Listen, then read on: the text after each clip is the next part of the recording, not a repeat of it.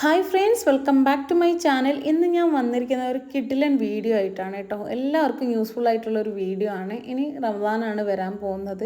അതിന് വേണ്ടിയിട്ടുള്ളൊരു മസാലക്കൂട്ടാണ് ഇന്നത്തെ വീഡിയോ. റമദാൻ മുഴുവനായിട്ട് നമുക്ക് ഈ ഒരൊറ്റ മസാലക്കൂട്ട് മാത്രം മതി. അപ്പം നിങ്ങൾക്ക് എല്ലാവർക്കും ഇന്നത്തെ ഈ ഒരു വീഡിയോ ഇഷ്ടമാവുമെന്ന് വിചാരിക്കുന്നു. ഇഷ്ടപ്പെടുവാണെങ്കിൽ ലൈക്ക് ചെയ്യാനും ഫ്രണ്ട്സിനും ഫാമിലിക്കും ഒന്ന് ഷെയർ ചെയ്ത് കൊടുക്കാനും മറക്കല്ലേ ഫ്രണ്ട്സ്. അപ്പോൾ നമുക്ക് വീഡിയോയിലോട്ട് പോവാം. ഇതിനായിട്ട് വേണ്ടത് ഇത്രയും പട്ടയാണ് കേട്ടോ. ഏകദേശം ഒരു 150 ഗ്രാമിൻ്റെ അടുത്തോളം ഉണ്ട്. പിന്നെ നമുക്കിതിലേക്ക് വേണ്ടത് 1/4 കപ്പ് കുരുമുളക്, 3 ജാതിക്ക, ഒരു ബേ ലീഫ്, പിന്നെ ഒരു സ്റ്റാർ, പിന്നെ ജാതിപത്രി നിങ്ങളെ കയ്യിലുണ്ടെങ്കിലും മതി കേട്ടോ. പിന്നെ ഇതിലേക്ക് വേണ്ടത് ഏലക്കായാണ് കേട്ടോ. ഏലക്കായ ഞാൻ 2 പിടി എടുത്തിട്ടുണ്ട്.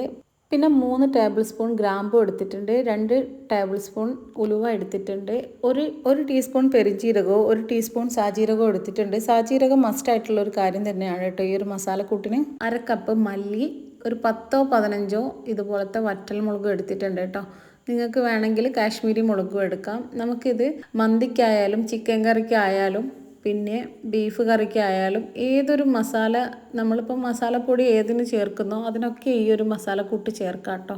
ഫസ്റ്റ് തന്നെ ഞാൻ ഇതുപോലൊരു പാൻ എടുത്തിട്ട് അതിലേക്ക് നമ്മൾ എടുത്ത് വെച്ചിട്ടുള്ള കറുവപ്പട്ട ചേർത്ത് കൊടുക്കാം. കറുവപ്പട്ട എടുക്കുമ്പോൾ നിങ്ങൾക്ക് വേണമെങ്കിൽ കുറച്ചുകൂടി ഒന്ന് ചെറുതാക്കി ഇട്ട് കൊടുക്കാം കേട്ടോ. അപ്പോൾ പെട്ടെന്ന് നമുക്ക് ഇത് പൊടിഞ്ഞ് കിട്ടുകയും ചെയ്യും. ഇതിന് നല്ല പോലെ ഒന്ന് ചൂടാക്കി എടുക്കണം. ഈ ഒരു മസാലക്കൂട്ടിന് നമ്മൾ പ്രധാനമായിട്ടും ചെയ്യേണ്ടത് ഇത് എല്ലാം ഒന്ന് ചൂടാക്കി എടുക്കുകയാണ് കേട്ടോ. ഇത് ചൂടാക്കി എടുക്കുമ്പോൾ നമുക്കിതെല്ലാം ഒന്നുകൂടി ക്രിസ്പി ആയിട്ട് കിട്ടും. പിന്നെ അത് പെട്ടെന്നൊന്നും കേടായി പോകത്തുമില്ല കേട്ടോ. നമുക്കിത് എത്ര കാലം വേണമെങ്കിലും പുറത്ത് വയ്ക്കാം. ഫ്രിഡ്ജിൽ സ്റ്റോർ ചെയ്യുന്നുണ്ടെങ്കിൽ നമുക്കിത് വർഷങ്ങളോളം വയ്ക്കാം കേട്ടോ. നമ്മളിത് നോമ്പ് മുഴുവനും ഈ ഒരൊറ്റ മസാലക്കൂട്ട് മാത്രമേ ഉണ്ടാക്കി വെക്കുന്നുള്ളൂ. നമ്മൾ വേറെ ചിക്കൻ്റെ മസാല അല്ലെങ്കിൽ ബീഫ് മസാല എന്ന് പറഞ്ഞിട്ട് ഒരു മസാലയൊന്നും ഉണ്ടാക്കുന്നില്ല. ഈ ഒരൊറ്റ മസാല മാത്രമേ ഉണ്ടാക്കിയെടുക്കുന്നുള്ളൂ കേട്ടോ. അപ്പോൾ നമ്മളിതിലേക്ക് ഏലക്കായ കൂടി ചേർത്ത് കൊടുക്കുന്നുണ്ട്. ഇത്രയും ഏലക്കായ നമുക്ക് വേണം കേട്ടോ.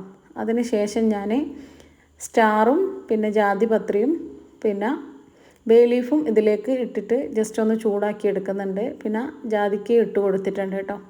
ജാതിക്ക ഇടുമ്പോൾ നിങ്ങൾ എപ്പോഴും പൊട്ടിച്ചിട്ട് ഇതുപോലെ ചെറിയ കഷ്ണങ്ങളാക്കിയിട്ട് ഇട്ട് കൊടുക്കണം. ഇപ്പോൾ ഇത് നല്ലപോലെ ചൂടാക്കി എടുത്തിട്ട് ഞാൻ ഒരു സ്റ്റീലിൻ്റെ പ്ലേറ്റിലേക്ക് ഇട്ട് കൊടുത്തിട്ടുണ്ട്. സ്റ്റീൽ പ്ലേറ്റിലോ അല്ലെങ്കിൽ ഗ്ലാസിൻ്റെ പ്ലേറ്റിലോ ഇട്ട് കൊടുക്കുക. എന്നിട്ട് പെട്ടെന്ന് ഇതൊന്ന് തണിഞ്ഞ് കിട്ടാൻ വേണ്ടിയിട്ടാണിത് ഇങ്ങനെ ചെയ്യുന്നത് കേട്ടോ.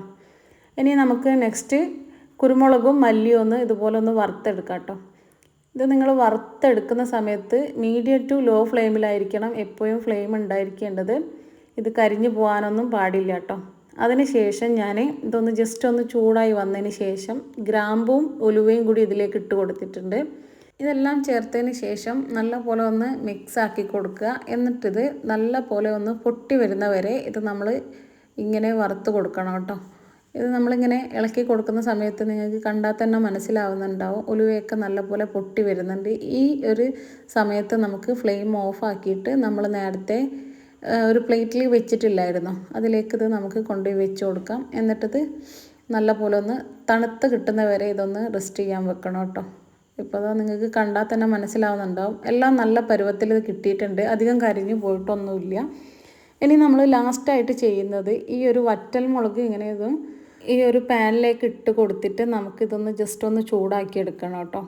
അധികം കരിഞ്ഞൊന്നും പോകരുത്. അതിനാണ് ലോ ടു മീഡിയം ഫ്ലെയിം ആക്കി വെക്കാൻ നോക്കാൻ പറഞ്ഞത്. ഈ ഒരു വറ്റൽമുളക് ഇടുന്ന സമയത്ത് നമ്മൾ എപ്പോഴും ഫ്ലെയിം ലോ ഫ്ലെയിം ആക്കി വെക്കണം.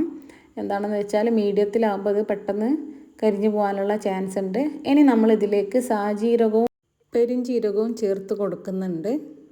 ഈ ഒരു ഒറ്റപ്പൊടി മാത്രം മതി നമുക്ക് ഈ നോമ്പ് മുഴുവനും ചിക്കനിലും ബീഫിലും ഇനി നമ്മൾ ഉണ്ടാക്കുന്ന സമൂസയിലും കട്ട്ലേറ്റിലൊക്കെ ചേർത്ത് കൊടുക്കാൻ ഈ ഒരു ഒറ്റ പൊടി മാത്രം മതി കേട്ടോ. നിങ്ങളെല്ലാവരും ട്രൈ ചെയ്ത് നോക്കിയിട്ട് ഫീഡ്ബാക്ക് കമൻസുകളായിട്ട് അറിയിക്കുക. അപ്പോൾ ഇത് നല്ലപോലെ ഒന്ന് വറുത്തെടുത്തിട്ടുണ്ട് കേട്ടോ. ഇത് നമുക്ക് ഒട്ടും കരിയാതെ തന്നെ നമുക്കിത് കിട്ടിയിട്ടുണ്ട്. ഈ ഒരു പരുവമാകുമ്പോൾ നമുക്ക് ഗ്യാസ് ഓഫ് ചെയ്യാം. എന്നിട്ട് നമ്മൾ നേരത്തെ പ്ലേറ്റിലേക്ക് മാറ്റിയിട്ടുള്ള അതിലേക്ക് തന്നെ ഇത് ഇട്ട് കൊടുക്കുകയാണ്. ഒരു അരമണിക്കൂർ വരെ ഞാൻ റെസ്റ്റ് ചെയ്യാൻ വെക്കുന്നുണ്ട് കേട്ടോ. എന്താണെന്ന് വെച്ചാൽ നല്ലപോലെ ചൂട് തണിഞ്ഞ് കിട്ടണം. ആ ഒരു സമയം കൊണ്ട് തന്നെ നമുക്ക് നമ്മുടെ വീട്ടിലുള്ള പണികളൊക്കെ എന്തെങ്കിലും ഉണ്ടെങ്കിൽ അതൊക്കെ തീർക്കുകയും ചെയ്യാം. ഇപ്പോൾ ഇത് ഒരു അരമണിക്കൂറിന് ശേഷം നല്ലപോലെ തണിഞ്ഞ് കിട്ടിയിട്ടുണ്ട്. ഇപ്പോൾ നമ്മൾ ജസ്റ്റ് ഒന്ന് കൈ കൊണ്ട് തൊട്ട് നോക്കുമ്പോൾ മനസ്സിലാവുന്നുണ്ടാവും. നമ്മളിത് കൈ കൊണ്ട് തൊടുമ്പോൾ ഒട്ടും വെള്ളം ഉണ്ടാകാൻ പാടില്ല കേട്ടോ നമ്മുടെ കയ്യിലൊന്നും.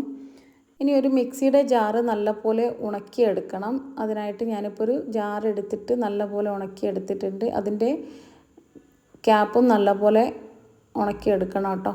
ഒന്നെങ്കിൽ വെയിലത്ത് വെച്ച് ഉണക്കാം നിങ്ങൾക്ക്, അല്ലെങ്കിൽ തലേ ദിവസം നല്ലപോലെ ഒരു തുണിയിൽ വിരിച്ചിട്ട് ഇത് നമുക്ക് ഉണക്കിയെടുക്കാവുന്നതാണ്. ഇനി നമുക്ക് പകുതി ഇതിലേക്ക് ഇട്ട് കൊടുത്തതിന് ശേഷം നല്ലപോലെ ഇത് ഒരു ഫൈൻ പൗഡർ ആക്കിയിട്ട് നമുക്കിത് പൊടിച്ചെടുക്കണം.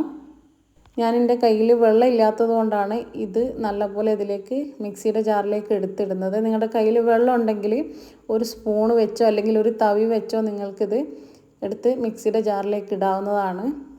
ഇനി നമുക്കിത് നല്ല ഫൈൻ പൗഡറായിട്ട് പൊടിച്ചെടുക്കാം. ഇതുപോലെ നല്ല പൗഡറാക്കിയിട്ട് വേണം പൊടിച്ചെടുക്കാൻ വേണ്ടിയിട്ട്. ഇനി നമുക്കിതൊരു ബൗളിലേക്ക് മാറ്റി കൊടുക്കാം കേട്ടോ. ഇത് നിങ്ങളൊരു ബൗളിൽ മാറ്റി വെക്കണമെന്നൊരു നിർബന്ധവും ഇല്ല. വീഡിയോ എടുക്കുന്നതിൻ്റെ ഒരു ഭംഗിക്ക് വേണ്ടിയിട്ടാണ് ഞാനിത് ഒരു ബൗളിലേക്ക് മാറ്റി കൊടുക്കുന്നത്. നിങ്ങൾക്കൊരു കണ്ടെയ്നറിലേക്ക് മാറ്റി ഇട്ട് കൊടുത്തതിന് ശേഷം ഒന്നെങ്കിൽ പുറത്ത് സ്റ്റോർ ചെയ്യാം, അല്ലെങ്കിൽ നിങ്ങൾക്ക് ഫ്രിഡ്ജിൽ സ്റ്റോർ ചെയ്യാം കേട്ടോ. ഫ്രിഡ്ജിലൊക്കെ വെക്കുകയാണെങ്കിൽ നമുക്കിത് ഒരു വർഷം വരെ ഇത് സൂക്ഷിച്ച് വെക്കാൻ പറ്റും. ഇപ്പം ഞാൻ രണ്ടാമത്തെ ട്രിപ്പും ഇതുപോലെ തന്നെ നല്ല ഫൈൻ പൗഡറായിട്ട് അടിച്ചെടുത്തിട്ടുണ്ട് കേട്ടോ. ഇത് ഞാൻ ഈ ഒരു ബൗളിലേക്ക് ഇട്ട് കൊടുക്കുന്നുണ്ട്. ഈ ഒരൊറ്റ മസാലക്കൂട്ട് മാത്രം മതി കേട്ടോ. നമുക്ക് ഈ ഒരു റമദാൻ മുഴുവനായിട്ടും നമുക്ക് ഈ ഒരൊറ്റ മസാലക്കൂട്ട് കൊണ്ട് തന്നെ ബീഫിലും ചിക്കനിലൊക്കെ ഇത് ഇട്ട് കൊടുക്കാം. ഇതിനായിട്ട് സെപ്പറേറ്റ് ആയിട്ട് ഗരം മസാലയോ ഒന്നും പൊടിച്ച് വെക്കേണ്ടതില്ല. നിങ്ങൾക്കെല്ലാവർക്കും ഈ ഒരു വീഡിയോ യൂസ്ഫുള്ളായിട്ടുണ്ടാവുമെന്ന് വിചാരിക്കുന്നു.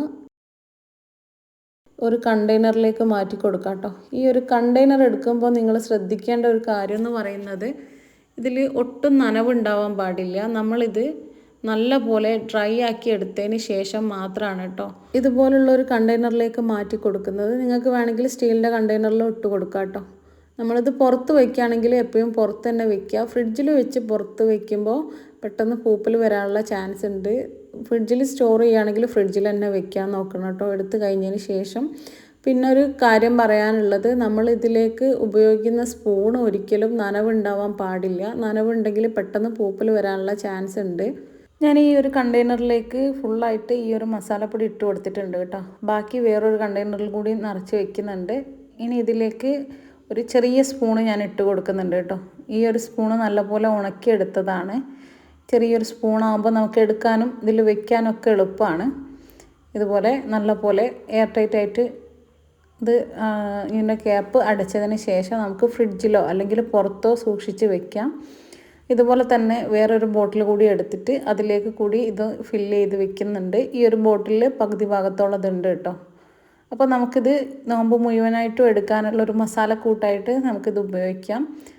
കട്ട്ലേറ്റ് ആയിക്കോട്ടെ, സമൂസ ആയിക്കോട്ടെ, വേറെ ഏതെങ്കിലും ഫ്രൈഡ് ഐറ്റംസ് ആയിക്കോട്ടെ, അതിലൊക്കെ നമുക്കിത് ഉപയോഗിക്കാം.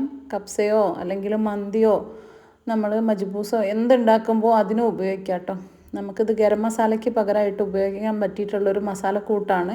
നിങ്ങൾക്കെല്ലാവർക്കും ഈ ഒരു വീഡിയോ ഇഷ്ടമായി എന്ന് വിചാരിക്കുന്നു. ഇഷ്ടപ്പെട്ടിട്ടുണ്ടെങ്കിൽ ലൈക്ക് ചെയ്യാനും ഫ്രണ്ട്സിനും ഫാമിലിക്കും ഒന്ന് ഷെയർ ചെയ്ത് കൊടുക്കാനും മറക്കല്ലേ ഫ്രണ്ട്സ്. നിങ്ങളെല്ലാവരും ഈ ഒരു മസാലക്കൂട്ട് ട്രൈ ചെയ്ത് നോക്കുമെന്ന് വിശ്വസിക്കുന്നു. മറ്റ് നല്ലൊരു വീഡിയോ ആയിട്ട് ഞാൻ വരും. അതുവരേക്കും എല്ലാവർക്കും താങ്ക് യു ഫോർ വാച്ചിങ്.